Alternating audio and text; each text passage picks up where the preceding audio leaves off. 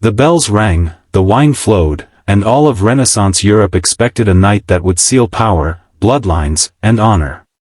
Instead, behind embroidered curtains and candlelit walls, a single wedding night collapsed into whispers, laughter, and lifelong shame, becoming the most humiliating marriage consummation the age would never officially record, but never forget. The wedding was designed to dazzle the city into obedience. Tapestries depicting ancient victories lined the marble halls, and the scent of orange blossoms drifted through open windows as if nature itself had been invited to bless the union. This marriage was not born of affection but of necessity. Two rival houses, exhausted by decades of feuds, had agreed to bind their futures through youth and ceremony. The groom, barely past his 20th year, had been raised to believe that power belonged to him by right. Tutors praised his lineage, servants bowed before he spoke, and priests reminded him that God favored men of his blood. The bride, quieter and younger, had learned a different lesson. She had been taught that silence was safety and obedience was survival.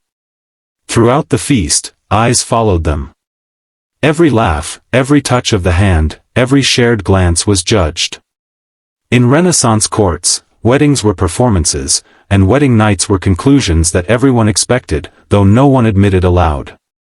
Tradition demanded that the union be witnessed indirectly. Servants escorted the couple to the chamber, noblewomen undressed the bride, and trusted men lingered near the door under the pretense of protection. It was not intimacy that mattered, but confirmation. A marriage unproven was a marriage vulnerable to challenge. Inside the chamber, the illusion of grandeur faded. The room was warm, heavy with wax and perfume. The groom, suddenly alone without applause, felt the weight of expectation press against his chest. He had heard jokes among soldiers and crude advice from older cousins, but none of it prepared him for the silence. The bride sat on the edge of the bed, her hands folded, her gaze fixed on the floor. She was not afraid of him as a man, but of what failure might bring as a wife. Time moved strangely. Moments stretched, broken only by muffled sounds from the corridor. The groom attempted confidence, then authority, then frustration. His body, which had always obeyed him in sport and training, refused now. Pride curdled into panic. Each passing minute felt louder than the bells that had rung hours earlier. Outside, whispers began. A servant shifted. Someone coughed. The night, meant to confirm strength, instead exposed vulnerability. The bride understood before words were spoken. In her world, men were never blamed publicly, but women always paid privately. She said nothing, offered nothing, and waited. When the groom finally stepped away, rage replaced embarrassment.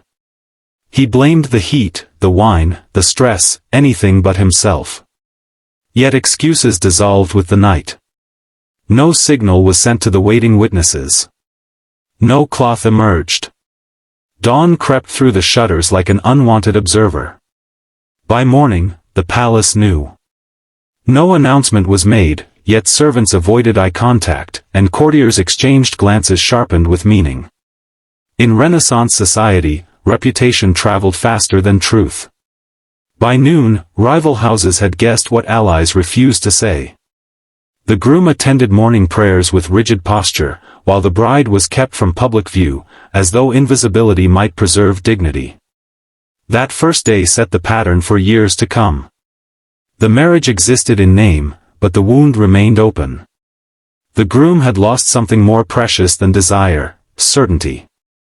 The bride had gained a dangerous knowledge, that her fate rested on a secret too large to remain hidden. In a world built on appearances, their private failure had already become a public weapon. The humiliation did not end with the sunrise, it merely changed form. In the weeks that followed, advisors crafted narratives as carefully as treaties. Physicians were summoned, offering diagnoses spoken softly and cures promised loudly. Pilgrimages were suggested. Special prayers were commissioned. None of it convinced those who mattered most. In Renaissance politics, doubt was enough. Enemies did not need proof, only possibility. The bride became the center of silent negotiations. If the marriage could not be confirmed, could it be undone? Annulment hovered like a blade, threatening her position and her family's honor. She was examined, questioned, and discussed as though she were property that might be returned. Through it all, she maintained composure, understanding that tears would be read as guilt. Her restraint became her armor, even as it isolated her. The groom, meanwhile, grew harsher.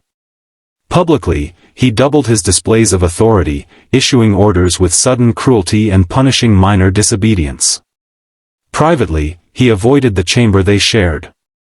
Each night that passed without resolution deepened the ridicule he imagined in every smile. Artists painted him broader, poets praised his virility in exaggerated terms, and yet those efforts only highlighted the absence they tried to conceal. Rumors evolved into stories, and stories into warnings. Mothers cautioned daughters about marriages arranged too hastily. Rivals mocked without names, composing verses about lions who roared in daylight but whimpered in the dark. The humiliation became cultural, detached from the individuals yet forever linked to them. That was the cruelty of the era, shame outlived facts. Years later, heirs would come, through persistence, pressure, or intervention, but the damage was irreversible. The first night could never be rewritten. Even success afterward was seen as correction, not proof. The groom's authority remained intact by force, not respect. The bride secured her position by endurance, not affection. Love never entered the story. When historians later glanced at this marriage, they recorded alliances and offspring, wars avoided and land secured. What they did not record was the silence behind a closed door, the waiting in corridors, the dawn that arrived without confirmation. Yet among those who lived it, that wedding night became legend. Not for passion or romance, but for the reminder that even in an age obsessed with power, a single private failure could echo louder than any public triumph.